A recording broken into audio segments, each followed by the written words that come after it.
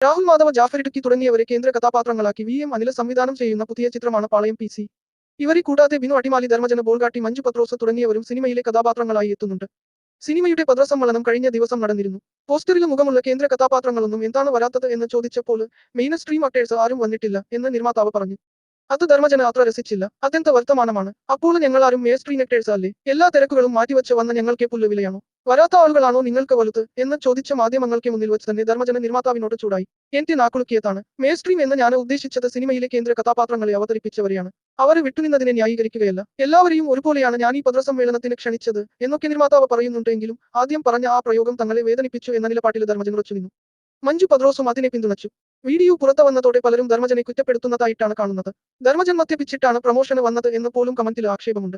കാശ് കൊടുത്ത് അഭിനയിപ്പിച്ചതിന് നിർമ്മാതാവ് ഇത് കേൾക്കാൻ ബാധ്യസ്ഥനാണ്. എന്തിനാണ് ഇതുപോലെയുള്ള താരങ്ങളെ കാസ്റ്റ് ചെയ്തത് എന്ന് ചോദിച്ച് നിർമ്മാതാവിനെ പിന്തുണക്കുന്നവരെയാണ് കൂടുതലും കമന്റിൽ കാണുന്നത്.